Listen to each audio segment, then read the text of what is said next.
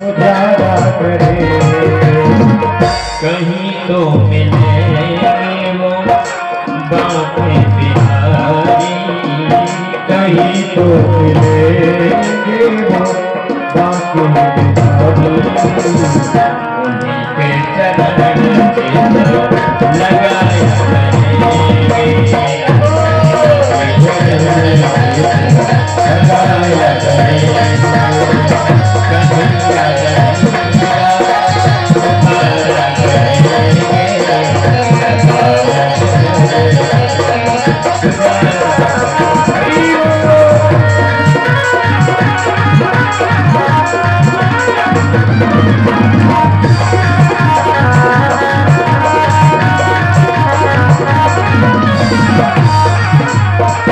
उन्हें हम बिठाएंगे आंखों में दिल में, उन्हें हम मिलाएंगे आँखों में दिल में, उन्हीं से सदा लो लगाया करेंगे, उन्हीं से सदा लगाया करेंगे।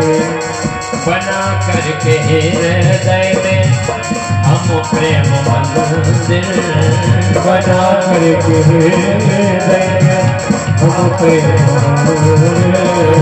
वही उनको झूला झुलाया करेंगे, वही उनको झूला झुलाया करेंगे।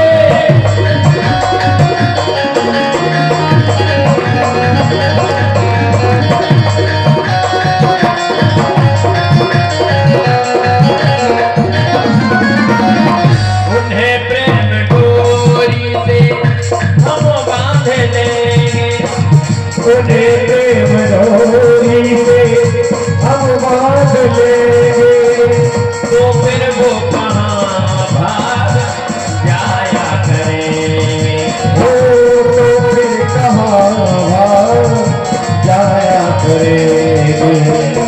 उन्होंने नचाए थे ब्रह्मांड सारे, उन्होंने नचाए थे ब्रह्मांड सारे, मगर अब उन्हें हम नचाया करेंगे,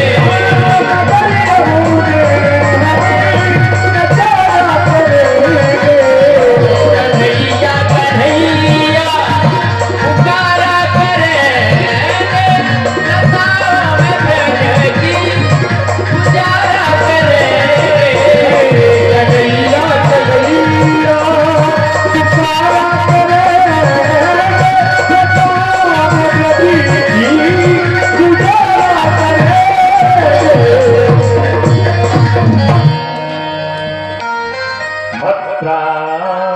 मत्राणाथ हे प्राणनाथ, हे नाथ हे रमानाथ भजनाथ विनाशना नग्नमुद्धर गोविन्दं गोकुलमो व्रजनार्णवा। आज उद्धव के नेत्र सजल हो गए ये प्रेम देख करके। उद्धव जी को शरीर का होश नहीं रहा, 7 महीने हो गए ब्रज में, तो आए थे क्या, अभी जाता हूँ पत्र दे करके और पुनः ज्ञान दे करके अभी मैं शाम तक लौट करके आता हूँ। लेकिन उद्धव जी को एक नहीं दो नहीं 7 महीने हो गए उद्धव जी महाराज को शरीर का ही होश नहीं रहा। ये है गोपियों का प्रेम, इसको कहते हैं अकाट्य प्रेम। आसाम हो चरण रेगुल श्याम हो श्याम, वृंदावने किमपि कुलमलतौ सधीनाम, या दुष्त्यजौ स्वजनमाल्य पथं च हित्वा, मुकुंद पदवी श्रुतभिर्भिरज्ञा। हे गोपाल, यदि मानव के शरीर कभी मुझे मिले तो ब्रज के ब्रज मंडल में मिले उधर इतना चरणों की लय को लिया, मस्तक पर धारण किया। कन्हैया देख रहे हैं उद्धव शाम तक की बोल करके गई, लेकिन उद्धव को आज 7 महीने पूरा हो गए अभी लौट कर। 7 महीने बाद जैसे ही उद्धव आज लौट करके आए, श्री कृष्ण ने कक्ष में प्रवेश किया। मेरे गोविंद ने दौड़ करके उद्धव को गले से लगाया और कहा, आइए ज्ञानी जी पधारिए। उद्धव ने कहा, गले पर नमक पत डालो महाराज। अब कह रहे हैं, आइए ज्ञानी जी, तुम्हारे समान निष्ठुर मैंने संसार में कोई नहीं देखा, आप उसने निष्ठुर हो, ऐसा निष्ठुर मैंने संसार में कोई नहीं देखा। अरे गोपाल और गोपियों की परिस्थिति मुझे पूछो, जब से आप आए यशोदा की आंखों की नींद चली गई है, श्रवण शक्ति समाप्त हो गई है, किशोरी राजा को निद्रा नहीं आती है। एक ब्रजवासी ने कहा, ज्यादा दिन से लाला हमको छोड़ करके गए हो ना, हमारे ऊपर 22 दिन से गरीबी आ गई है, क्योंकि सबसे बड़ा धन जो था वो धन अक्तूरी लेकर के चले गए। सबसे बड़ा जो धन है,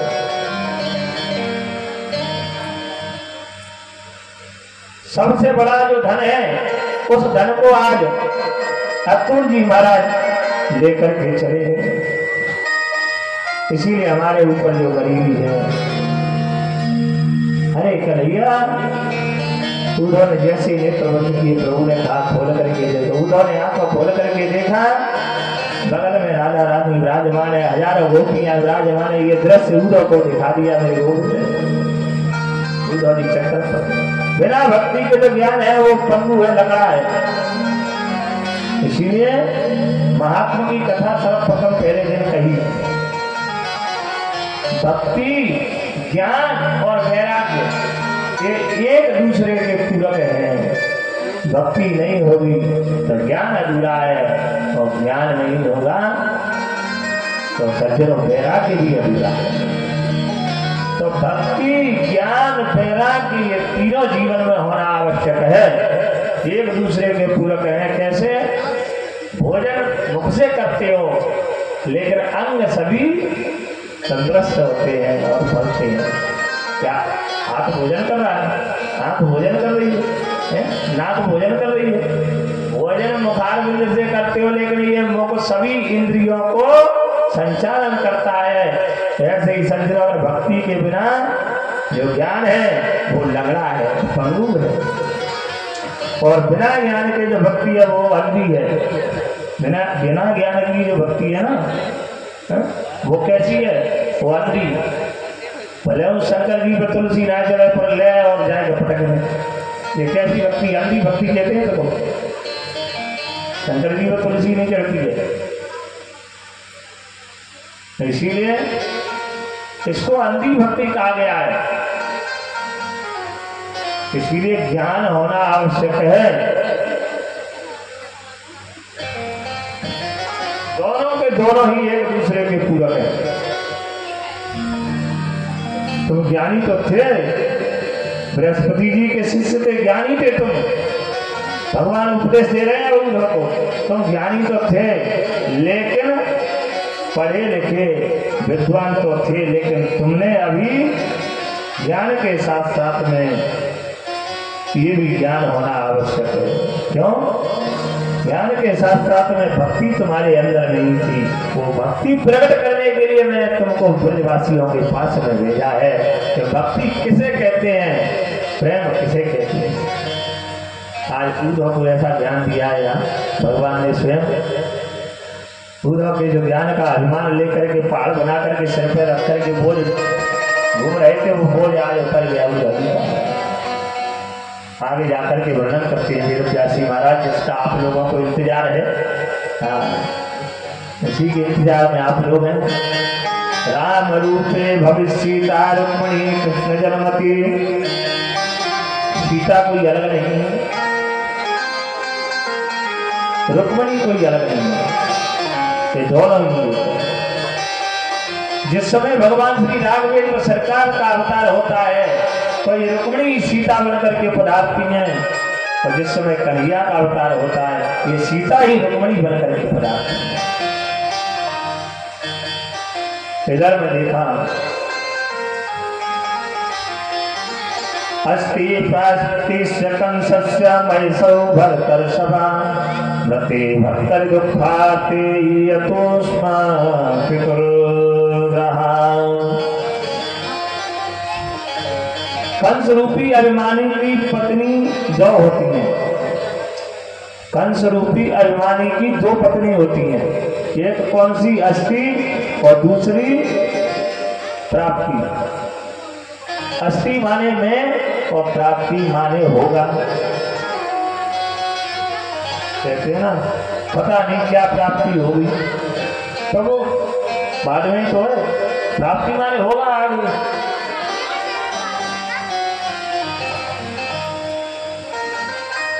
और ये दोनों जाकर के कहां पहुंच गई? बोले जरासंध के पास में।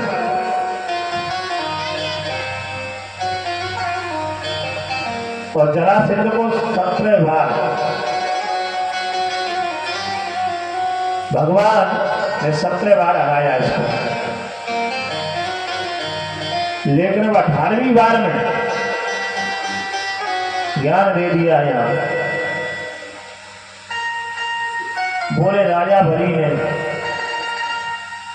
ब्राह्मणों की भक्ति की, इसी वजह से त्रैलोक्य का राजा बन गया था बलि। इसीलिए तुम ब्राह्मणों की सेवा करो और यज्ञ कराओ, उसके द्वारा तुमको विजय श्री प्राप्त हो जाएगी। जरासंध को अब और भाव जागृत हो गया जरासंध का। 23 अक्षोहिणी सेना लेकर के जरासंध युद्ध करने के लिए चलता था भगवान से।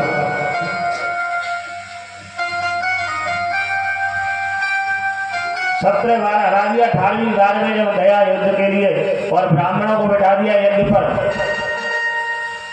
बोले यज्ञ करो मेरे नाम से और मैं जीत करके आऊंगा तो इतना धन दूंगा तुमको कहीं जाने की आवश्यकता नहीं पड़ेगी। ऐसे भी राजा हुए हैं भागवत में।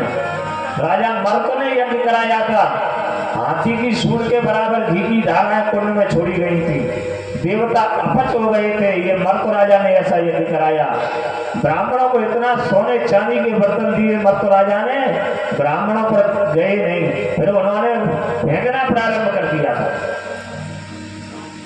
जब वो फेंक दिए थे ब्राह्मणों ने, राजा मर्क ने ऐसे यज्ञ के द्वारा, वही बर्तन पांडवों ने आकर के ढूंढा, और पांडवों के पास यज्ञ के सोने के बर्तन नहीं थे। वो मर्क राजा की जिसको ब्राह्मण फेंक करके चले गए, उन्हीं बर्तनों से राजसूय यज्ञ संपन्न हुआ है। जो राजसूय यज्ञ हुआ उसमें सोने के पात्र थे, ये राजा मर्क के ही पात्र थे। ऐसे राजा हुए हैं भारत देश में। इतना दान देने वाले के ब्राह्मण ले जा नहीं रहे, फेंक रहे हैं, बताओ। ऐसे भी राजा हुए। इसीलिए ये भारत देश सोने की चिड़िया आज से नहीं है, हमेशा से, अनाद काल से। अब इसने शंकर बोलिया, अगर मैं अब की बार जीत करके आता हूं तो इतना धन दूंगा तुमको जाने की आवश्यकता नहीं पड़ेगी कहीं, और अगर मैं हार गया तो कुंड में ही बलि चढ़ा दूंगा। अब तो और लगन से कर रहे हैं, क्योंकि दुष्ट तो है ही जरासंध। अब तो ब्राह्मणों ने ऐसी लगन लगा करके और भगवान से प्रार्थना की, प्रभु ये तो दुष्ट है और आप दया के पात्र हैं और आप दयालु हैं, इसीलिए आपके अनेक नाम हैं, हजारों नाम है आपके, एक नाम और बढ़ जाएगा, तुम्हारा कुछ नहीं बिगड़ने वाला है, लेकिन हमारी जान जाएगी। तो इसीलिए प्रभु रात भर में आदेश दे दिया विश्वकर्मा को, रात भर में जल के अंदर श्री द्वारकापुरी का निर्माण हो गया। भगवान समझ गए, क्योंकि ब्राह्मणों के तो अधीन है भगवान। दो ही मुख हैं भागवत जी में, ब्राह्मणों से मुखमासी,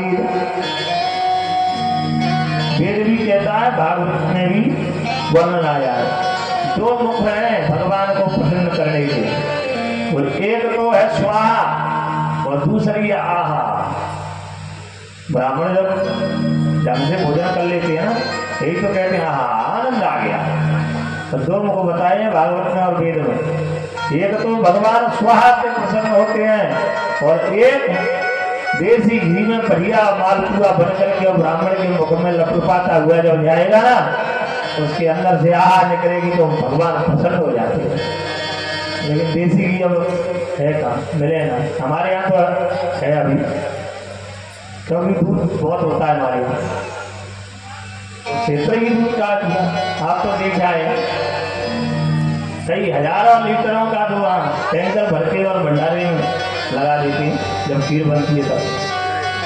ऐसा कोई घर नहीं होगा जिस घर में 20-25 लीटर दूध नहीं हो रहा होगा। ऐसा कोई घर नहीं होगा गांव के अंदर जिस घर में 20 लीटर दूध की भैंस नहीं होगी। भैंस का बहुत दूध होता है हमारे, देसी घी बनता है। बोले वृंदावन बिहारी लाल की आदेश दे दिया। सोने की द्वारिकापुरी बहुत सुंदर समुद्र के बीच में बनाई थी, वो समुद्र में डूब गई, जिसको भेड़ द्वारिका बोलते हैं। सोते ही जो सो रहे थे, जितने भी सोते हुए यदुवंशियों को भगवान ने आज अपनी द्वारिका में बुला लिया है। रैवत नाम के राजा की पुत्री का नाम है रेवती। रेवती का विवाह बलराम जी के साथ में संपन्न कराया। जरासंध युद्ध करने के लिए गया, देवताओं ब्राह्मण देवताओं ने प्रार्थना की तो भगवान समझ गए उनकी प्रार्थना को। आज रण को छोड़ करके भाग गए तो भगवान का एक नाम और पड़ गया। बोलिए रण छोड़ भगवान की।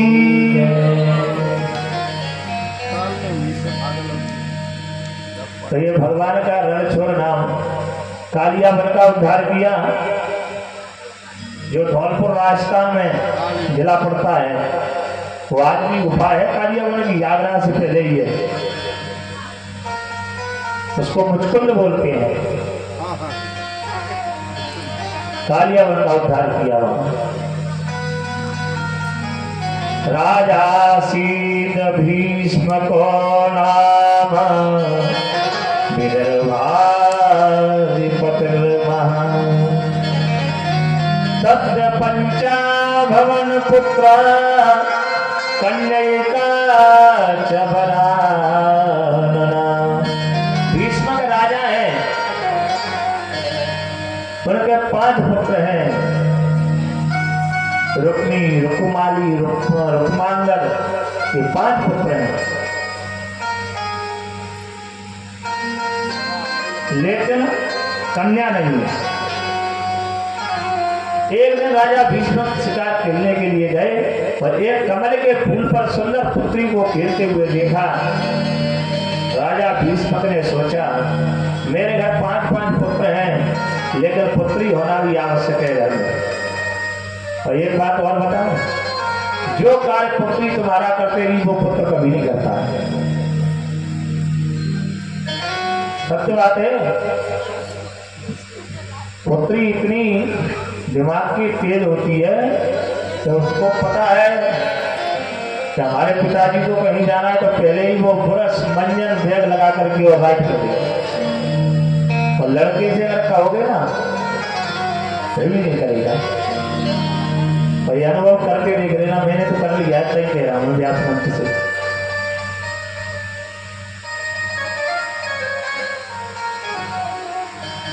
क्योंकि पढ़ने में भी वो तीव्र बच्चे से। और जिस घर में पुत्री नहीं है तो ये भी दुर्भाग्य है।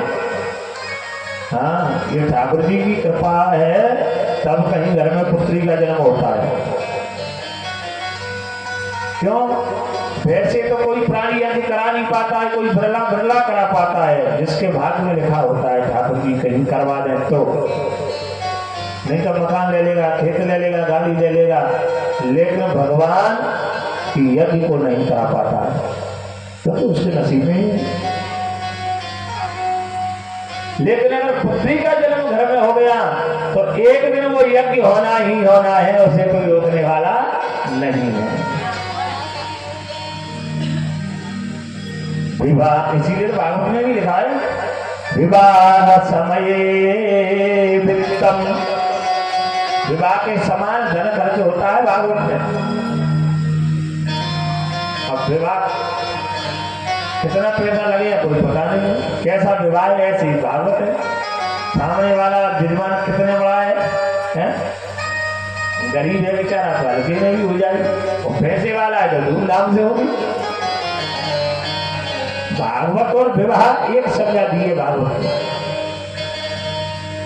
कमल के पुष्प पर खेलती हुई पुष्प अपना जहां चल रहा था, पुष्प पर खेलती हुई, मैंने इसलिए कहा है हमारी बच्ची है, हमारी भारी चिंता रखती है, उसका फोन डेली आना ही आना है, आज चाहे कहीं हो, इतनी चिंता रखती है। और पढ़ने में भी सीए की तैयारी कर रही है। हाँ 95 उसकी 10वीं क्लास में फर्स्ट वो है, परसेंट उसकी पढ़ने में बहुत अच्छी है और चिंता भी रखती है। तो बच्ची का स्वभाव होता है। भीष्म के राजा ने उस पुत्री को गोद में लिया, बोले मेरे 5 पुत्र पुत्री नहीं है, जय भगवान ने पुत्री मुझे प्रदान कर दी। अब ये विचार करो, कमल के फूल पर किसका होता है जन्म? कमल के फूल पर लक्ष्मी जी। तो कोई साधारण है रुक्मिणी जी? स्वयं लक्ष्मी ही रुक्मिणी जी बन करके पधारी हुई है यहाँ। धीरे धीरे बड़ी होने लगी। रुक्मिणी ने कहा अपनी बहन का विवाह शिशुपाल के साथ करेंगे। राजा भीष्म को पता था कि शिशुपाल एक दिन भगवान कन्हैया के हाथों से मारा जाएगा और मेरी पुत्री को बेदम योग देखना पड़ेगा, विधवा हो जाएगी। इसीलिए मैं अपनी पुत्री का विवाह द्वारकाधीश के साथ करूंगा।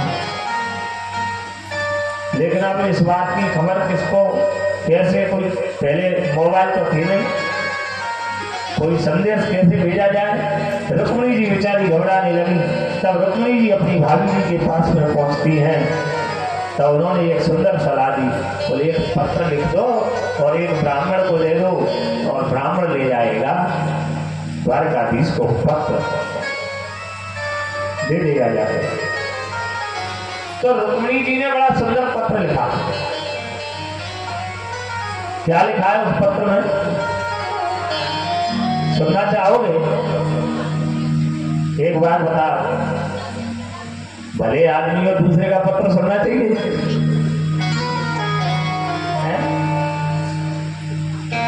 7 श्लोक लिखे हैं, ये संसार का पत्र नहीं है, ये लक्ष्मी और नारायण का पत्र है, दुनिया सुनना चाहती है। 7 श्लोक लिखे हैं और श्लोक में जवाब भी लिख रही है, प्रश्न भी कर रही है, उत्तर भी लिख रही है। पहला श्लोक, श्रुत्वा गुणान् भुवन सुंदर सर्वकान्ते निर्विश्यकरेण विभरैर् हरतो गतापम्। हे गोपाल, श्रुत्वा गुणान्, आपके गुणों को मैंने सुना है, लेकिन मैंने आंखों से तुमको देखा नहीं। काले हो, पीले हो, तारे हो, सफेद हो, कैसे हो ये मुझे मालूम नहीं, लेकिन तुम्हारे गुणों को मैंने सुना है। किसके द्वारा?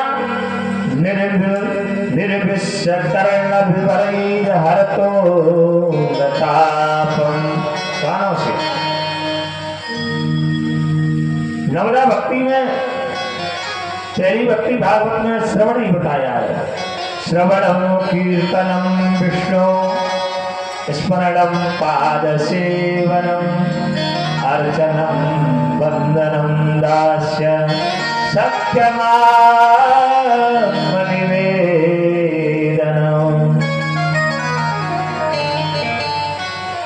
रुक्मिणी जी लिखती है, मैंने आपके आंखों से देखा नहीं, केवल मैंने सुना है आपके गुणों को। हे गोपाल, सोचेंगे आप मन में ये कौन सी नारी है जिसको मैं जानता नहीं हूँ, कम से कम परिचय हो तो बात अलग है?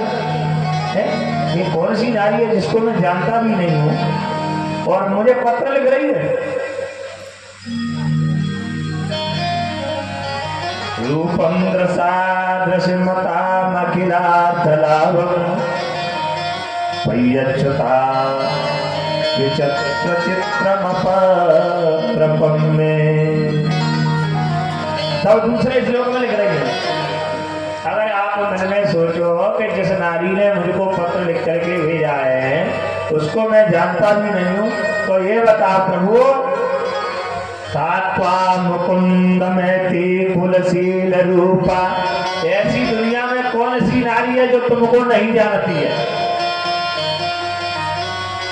ऐसी कोई नारी है नहीं जो आपको नहीं जानती, आपकी झांकी को ना निहारती हो, और आप पधारे और मुझे लेकर के जाए। विद्या भयो द्रविण धाम तुल्यम। परसों स्वयंवर होने वाला है और शिषपाल आएगा, और अगर आप नहीं आओगे लेने के लिए, होगा तो कुछ नहीं, केवल थोड़ा सा होगा। क्या होगा? धीरा प्रतिमुकुलवती न वृणीत कन्या काले नृसंग नरलोक मनो विराम। आप लेने नहीं आएंगे तो इतना हो जाएगा कि सिंह की शिकार को गीदड़ लेकर के चला जाएगा, इतना हो जाएगा बस। पत्र को 7 श्लोकों में लिख करके फिर कहा, बोले आना कहाँ है भाई? उसका कोई नंबर तो होना चाहिए, मकान नंबर, गली नंबर, मोहल्ला नंबर कुछ तो होना चाहिए। तो वो भी लिखा है रुक्मिणी ने। प्रश्न करती है अपने आप को, जवाब देती चली जा रही है, लिखती हुई चली जा रही है। अंता पुरांतर चली मणिहत्य बंधो स्वामुद्वहे कथमिति प्रवदाम्युपायम्। अंतःपुर में तुम रहती हो, मैं तुम्हें लेकर के आऊंगा कैसे? यदि आप ऐसा सोच रहे हो तो हे गोपाल, हमारे कुल की परंपराएं क्या? पूर्वे दुनस्तु मैती कुल देवी यात्रा। हमारे कुल की परंपरा है कुल देवी का पूजन करने के लिए यहाँ की पुत्रियां जाती हमारे कुल में, और उसके बाद विवाह होता है। तो इसीलिए आप वहां पर रथ को लेकर के आ जाए। यस्याम बहिर्नव वधू गिरिजा मुपेया, मैं गिरिजा का पूजन करने के लिए वहां हुई, वहीं आप आ जाना। पत्र को लेकर के जल्दी से जल्दी बांध करके और पंडित जी के हाथ में थमा दिया,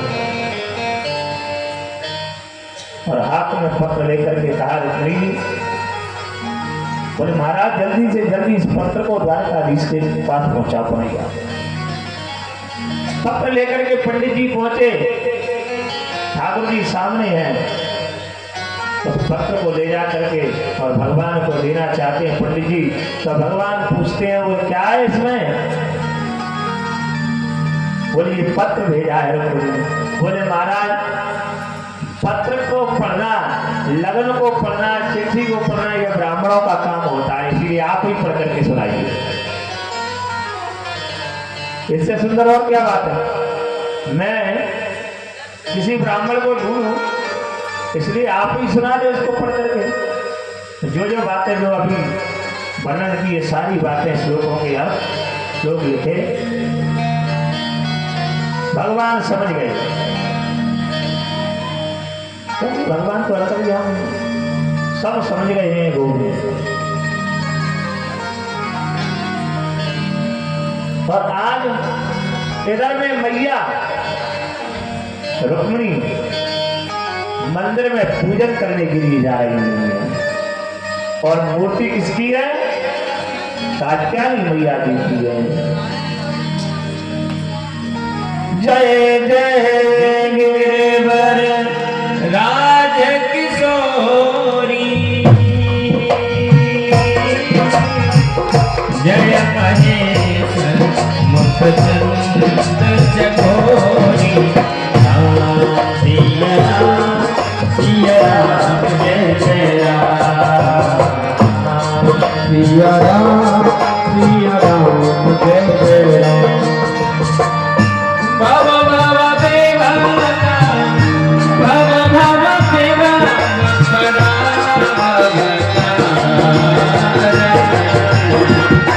भव भव देवा